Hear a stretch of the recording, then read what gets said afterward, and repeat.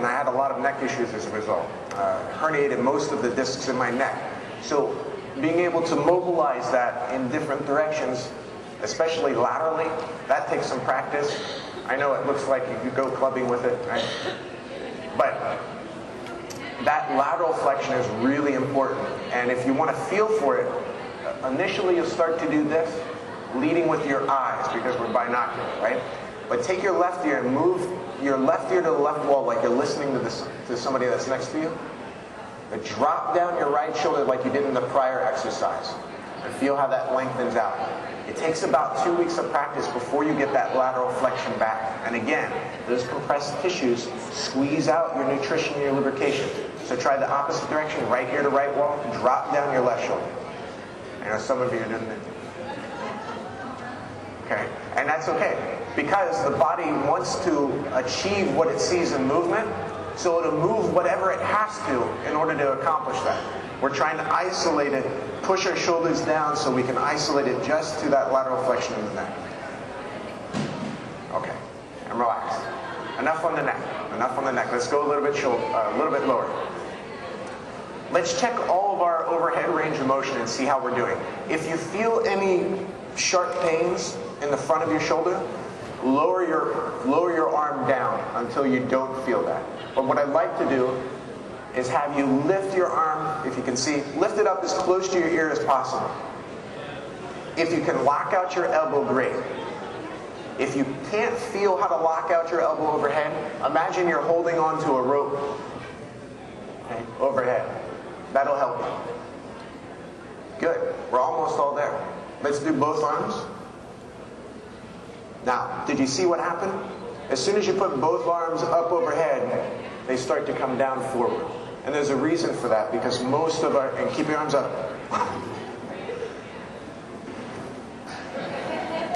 Okay. Because as we put both arms up overhead, the tension in our mid-back starts to bring it forward. So what I want you to do is drop down your second arm for a second, one arm down. And we're going to start with elbows locked, holding onto that rope from overhead, like a monkey, okay? And start with circles. But, now see what happens? As soon as we start trying to move our shoulder, our elbow unlocks. And we're trying to accomplish the movement somewhere. Or our wrist unlocks. And that becomes our shoulder circle. So we have to lock out our wrist, lock out our elbow, pull the shoulder down, and start to rotate just from the shoulder. That's what keeps that overhead motion. If you find that some of you are doing this, you're snarling, and it's not because you're angry about the range of motion, it's because the muscles connecting across the joints, as you move into that back motion, it lifts your nose. So that causes that snarl. Let your shoulder shake it out for a second.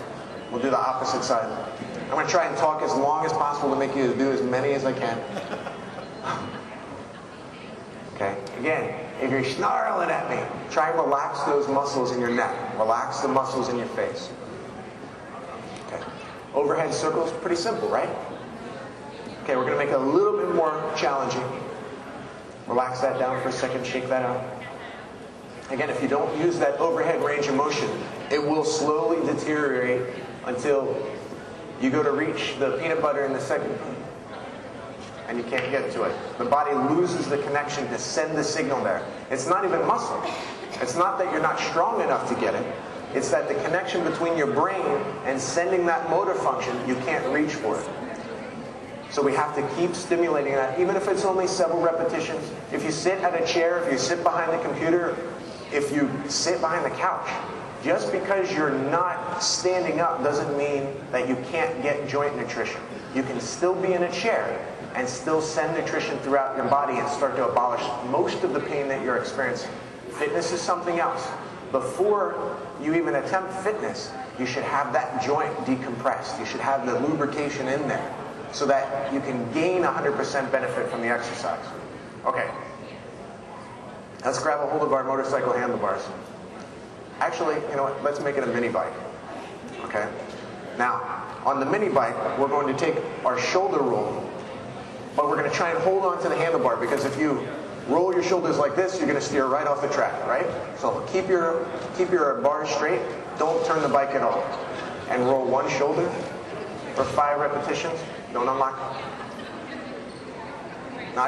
There's an elbow roll.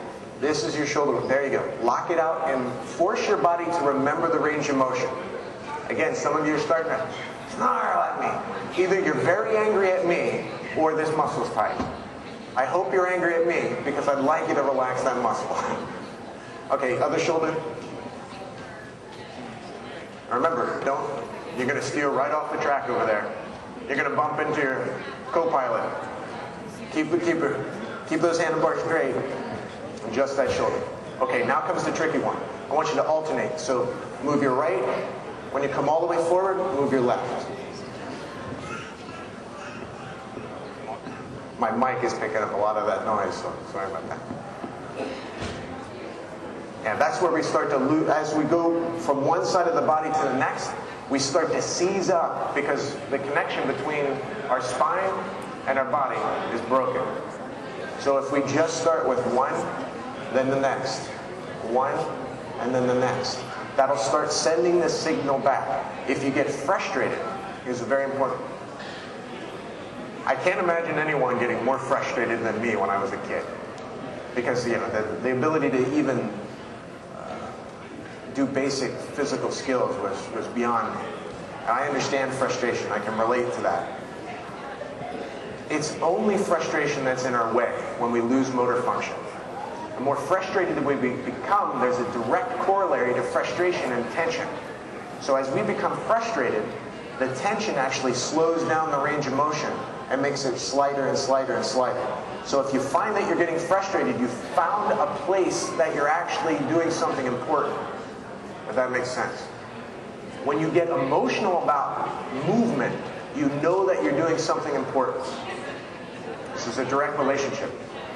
Okay. We'll let the scientists talk about that. We'll do the pedestrian movement. Let's go a little bit lower to our chest. Mid-back is one of the most stable points because we have this armored cage, right? So we tend not to move it. But, first of all, our ribs are designed to open up like big French bay doors, so we never truly get a full breath of air. The more tense that this becomes, the more we sit in this forward flexion, the less breath that we have. So we have to start by practicing. I like to think of the mnemonic of lifting my heart up toward the ceiling without pinching my shoulder blades back. Look at the difference. If I pinch my shoulder blades back, I'm just becoming tense. But if I inhale my heart towards the ceiling, my ribs open up. So let's start by keeping our chin down so we can actually focus here. Because if I inhale and drop my head back, I'm rolling much lower. But if I keep my chin down and inhale my heart toward the ceiling, keep on inhaling. And don't hold your breath, but as it leaks back out, just sniff it back in through the nose and keep on sniffing like that, okay, for just a few more seconds. And what I want you to feel is that tension around your chest, right, start to melt. Okay, now exhale, roll your shoulders forward and reach your mid-back into the chair. So press it all the way back. And as you do, reach the shoulders forward. If you can, drive your shoulders down to the ground. You can let your head hang down. I'm not going to do that or I'll be very loud on the mic. All right, just relax down. Exhale and pull your navel towards your spine. And shrug your shoulders a little bit like you're rolling them forward. And we're going to inhale back immediately.